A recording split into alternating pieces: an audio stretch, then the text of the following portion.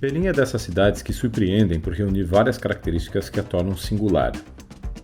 Apesar de ter 4 milhões de habitantes, faz-nos parecer, em alguns dos seus cantos, estar em uma cidade calma do interior.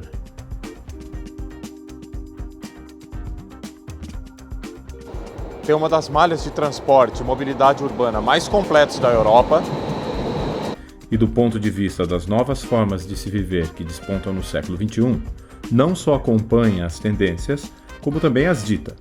Afinal, como poderia uma cidade considerada o epicentro da cultura na Alemanha, na qual vivem mais de 20 mil artistas, não carregar consigo o rótulo de vanguardista? E como tantas outras cidades alemãs, não deixa de mostrar em sua paisagem o seu passado.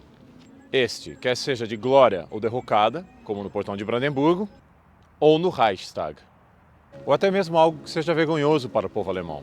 Algo que deva ser revisitado para que nunca mais volte a acontecer. Como no Memorial aos Ciganos Mortos pelo Nacionalsocialismo ou o Memorial dos Judeus Mortos da Europa. O Memorial Judeus Mortos da Europa se parece com um cemitério e aqui debaixo justamente se encontra um pouco a história do Holocausto. O interessante é vocês entenderem que esse lugar aqui está simplesmente do lado do maior símbolo da Alemanha, o Portão de Brandemburgo, alguns metros só.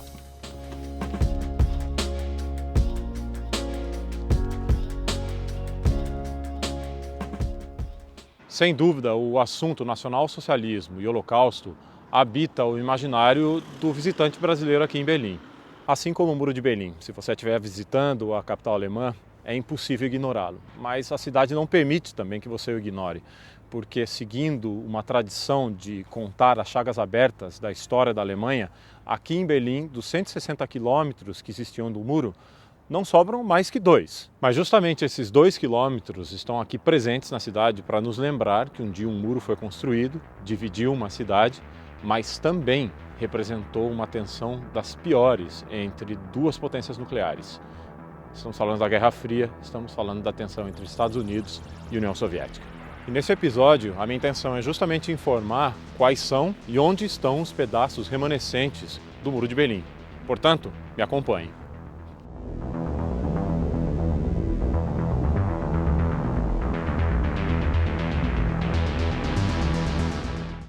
Antes da gente encontrar os pedaços de concreto armado no muro, tem uma coisa bastante interessante que vocês não podem ignorar quando vocês estiverem visitando a cidade. Na verdade, toda a trajetória do muro está demarcada no chão por uma linha dupla de paralelepípedos. Agora, por exemplo, eu sei que eu estou na faixa da morte do Muro de Berlim, na antiga Berlim Oriental. E eu vou justamente cruzar aqui na altura do Portão de Brandemburgo, onde passava o muro, eu vou saltar o muro virtualmente e daí, do outro lado, eu estarei em Berlim Ocidental.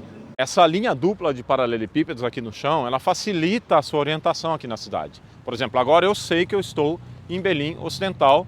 Se eu saltar a linha naquela direção, eu vou para Berlim Oriental. Aqui ficava o muro, atrás ficava a faixa da morte. Aqui atrás de mim está o Memorial dos Judeus Mortos da Europa. Portanto, só foi possível a construção de um memorial como esse aqui na cidade, justamente porque havia espaços, terrenos baldios, que são muitos aqui pela cidade, e eu vou mostrar um pouco mais para vocês aqui mais adiante. Por exemplo, se você estiver saindo do Portão de Brandemburgo até a Potsdamer Platz, passando pelo Memorial dos Judeus Mortos da Europa, você necessariamente vai pisar na antiga faixa da morte do Muro de Berlim. Todo esse espaço aqui à minha esquerda, por exemplo, era terreno baldio. Todos esses prédios que existem hoje aqui são de uma nova Berlim que existe há menos de 20 anos. É difícil de desvincular do Muro de Berlim um sentimento negativo. Afinal, 136 pessoas foram mortas tentando saltar essa aberração arquitetônica. Só que a arte, ela tem o poder de subverter símbolos negativos e transformá-los, através da ironia, em coisas para se rir ou então para se ironizar. Nós temos aqui justamente a East Side Gallery para contar essa história. 118 artistas de 21 países diferentes reuniram-se em fevereiro de 1990, justamente aqui para pintar o fim do regime antidemocrático da Alemanha Oriental e também para celebrar a liberdade e a democracia.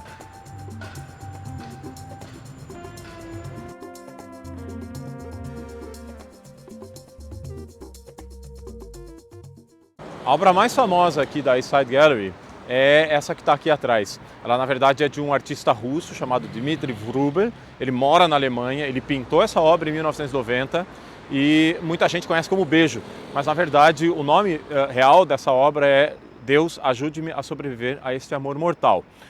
Na verdade, o amor está representado aqui, como vocês podem ver, por esse beijo. O beijo de dois homens super importantes na época dos regimes comunistas, especificamente Leonid Brezhnev, e o de óculos é Erich Honecker. Leonid Brezhnev da União Soviética, Erich Honecker, o primeiro-ministro da Alemanha Oriental.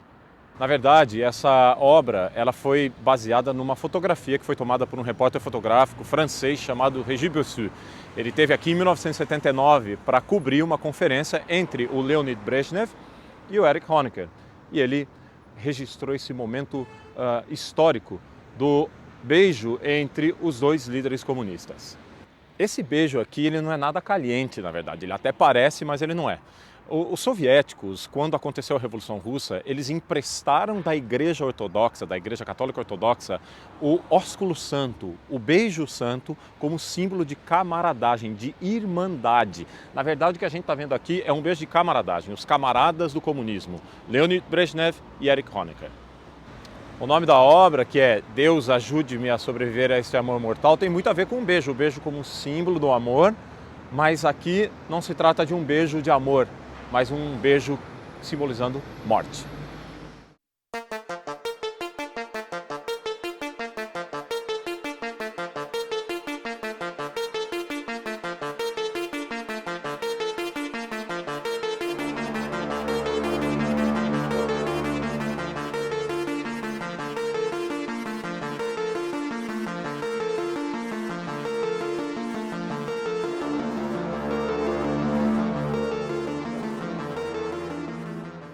No entanto, existe um artista aqui que eu gostaria de destacar. O seu nome é Peter Russell, ele pintou em 1990, ele aceitou o convite da restauração em 2009 e aqui está o resultado da sua restauração.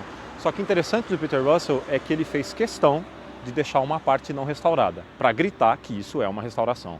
A parte original é essa aqui, ó. Olha só, comparem a diferença, né? Nós temos aqui a parte mais original da East Side Gallery do artista Peter Russell.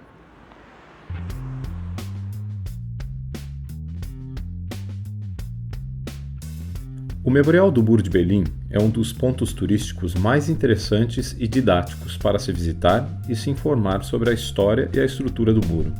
Fica na Bernauerstraße. Se existe um espaço que já visitamos bastante, é o Memorial do Muro. Para mais informações, clique em nossos links e informe-se sobre ele.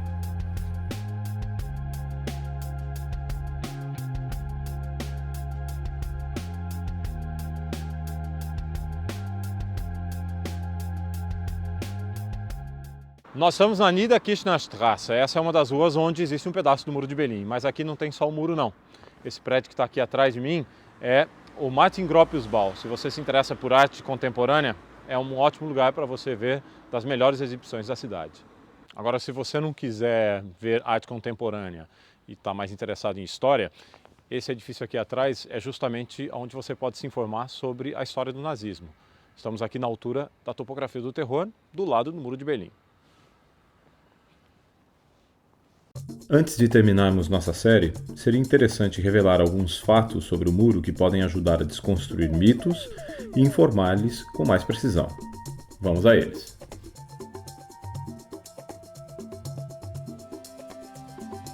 O muro dividia a Alemanha.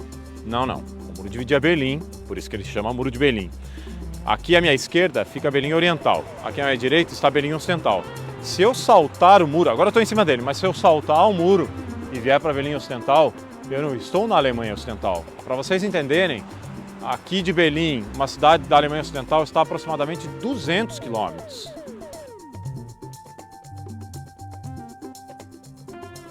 O Muro de Berlim foi construído do dia para a noite. Mentira, é impossível. Como que uma estrutura dessa aqui, de concreto armado, teria sido construída em 24 horas? O fato é que talvez um pedaço sim, mas 160 quilômetros?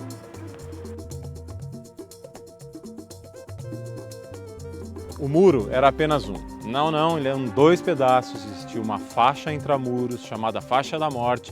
Tudo isso está explicado nos nossos outros episódios aqui da série Por Dentro do Muro. Portanto, clica aqui em cima que você vai saber um pouco mais sobre a estrutura. A gente sabe que 136 pessoas morreram tentando saltar o Muro de Berlim, mas também é importante a gente contar uma história mais interessante. 5.000 pessoas conseguiram fugir do regime comunista. A nossa série chegou ao fim, mas o canal do Destino Berlim acaba de começar. Muitos vídeos sobre essa fascinante cidade, mas também sobre esse país encantador estão por vir. Se você tiver alguma sugestão de assunto, não hesite em nos escrever. Se você quer nos acompanhar nessa viagem à história de Berlim, não deixe de nos seguir inscrevendo-se em nosso canal. Ative as notificações para saber das novidades por aqui e siga nossos reportes fotográficos no Instagram. Para mais dicas sobre Berlim, acesse nosso site, cujo endereço está aqui na descrição desse vídeo. Obrigado e até o próximo episódio.